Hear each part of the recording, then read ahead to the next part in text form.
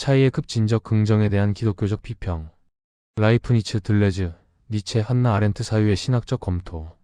본 논문은 차이를 인간 존재와 사회 질서의 근본 원리로 긍정하는 현대 철학적 담론을 기독교적 세계관에서 비평하고자 합니다.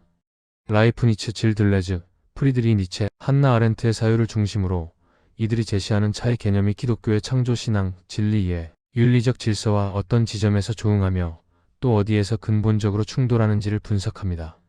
이를 통해 기독교는 차이를 억압하는 사상이 아니라 차이를 창조하고 존중하되 그 절대화를 경계하는 신학적 전통임을 논증하고자 합니다. 1. 차이 담론과 기독교 비평의 필요성. 제시된 글은 현대 사회가 같음을 강요하고 다름을 불편함과 갈등의 원인으로 취급해왔다는 문제의식에서 출발하고 있습니다. 그리고 서양 철학의 주요 사상가들을 통해 차이가 인간의 고유성과 공동체를 구성하는 가장 근본적인 가치임을 주장하고 있습니다. 이 과정에서 기독교 전통은 암묵적으로 동일성, 보편성, 절대성을 강조함으로써 차이를 억압해온 사상적 배경으로 제시됩니다. 그러나 이러한 문제 제기는 기독교 신학 전통 전체에 대한 충분한 검토 없이 철학적 비판을 일반화할 위험을 내포하고 있습니다.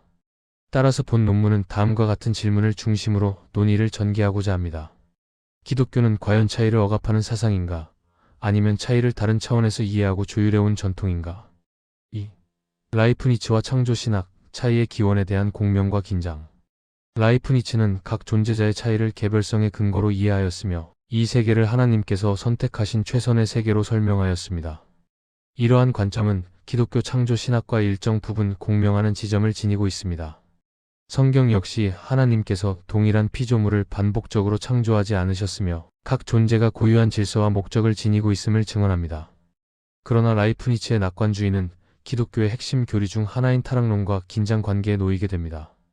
기독교는 이 세계를 최선의 상태로 보지 않으며 선하게 창조되었으나 죄로 인해 훼손된 세계로 이해합니다. 따라서 오늘날 우리가 경험하는 모든 차이를 곧바로 긍정해야 할 가치로 받아들이지 않습니다. 불의, 억압, 파괴적 불평등 역시 차이의 이름으로 정당화될 수 없으며 이는 오히려 구속과 회복의 대상이 됩니다. 기독교적 관점에서 차이는 창조의 결과이지만 그 상태와 방향성은 언제나 하나님의 뜻과 사랑 안에서 분별되어야 할 대상입니다. 3. 들레즈의 반영이상학과 기독교 진리 개념의 충돌. 질 들레즈는 플라톤 이후 서양 형이상학이 동일성과 본질을 절대화함으로써 현실의 차이를 억압해왔다고 비판합니다. 그는 진리와 보편성이라는 개념 자체를 의심하며 이러한 사유가 본질적으로 신학적 충동을 내포하고 있다고 주장합니다. 이 지점에서 기독교는 그의 비판의 주요 표적이 됩니다. 그러나 기독교 신학에서 진리는 인간이 구성한 개념 체계나 권력 장치가 아니라 하나님께서 스스로를 드러내신 계시의 결과입니다. 문제는 진리 그 자체가 아니라 타락한 인간이 진리를 소유물처럼 다루며 타인을 억압해온 역사에 있습니다. 들레즈는 이 두 차원을 구분하지 않고 억압의 책임을 진리 개념 자체에 귀속시키는 경향을 보입니다. 기독교는 진리가 차이를 억압한다고 말하지 않습니다. 오히려 죄인이 진리를 왜곡하여 차이를 억압한다고 이해합니다. 이 구분이 삭제될 경우 모든 진리는 상대화되며 윤리적 판단과 책임의 기준은 상실될 위험이 있습니다. 4. 니체, 차이의 신격화와 우상화의 문제. 니체는 기독교적 일신교를 차이를 억압하는 도덕 체계로 비판하고 다신교적 세계관을 차이의 해방 모델로 제시합니다. 그는 차이를 신처럼 긍정해야 한다고 주장합니다. 기독교적 관점에서 볼 때 이는 가장 근본적인 충돌 지점입니다. 성경에서 우상이란 반드시 형상을 가진 신만을 의미하지 않습니다.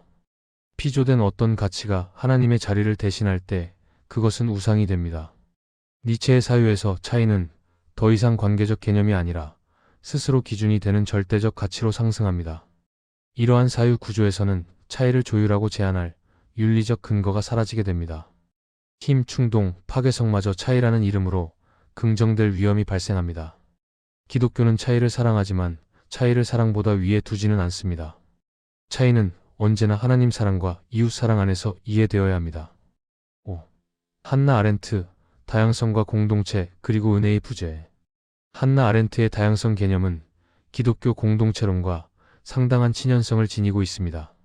성경 역시 공동체를 서로 다른 지체들이 한 몸을 이루는 구조로 설명합니다. 인간은 모두 평등하지만 동일하지 않으며 각자의 고유함 속에서 공동체를 형성합니다. 그러나 아렌트의 이론은 차이가 실제 사회 속에서 어떻게 지속 가능한 공동체로 유지될 수 있는지에 대한 궁극적 근거를 제시하지는 않습니다. 기독교는 그 근거를 은혜, 용서, 화해에서 찾습니다. 차이는 본래 갈등을 낳을 수밖에 없으며 이를 견디고 함께 살아가게 하는 힘은 단순한 정치적 합의가 아니라 은혜의 질서입니다. 6. 결론 차이는 선물이지만 구원은 아니다. 본 논문은 제시된 글이 차이에 대해 제기한 문제의식과 철학적 통찰을 높이 평가합니다. 그러나 기독교적 관점에서 볼 때 이 글은 차이를 지나치게 궁극화함으로써 차이를 지탱하고 조율할 중심을 상실한 사유로 평가될 수 있습니다. 기독교는 차이를 부정하지 않습니다.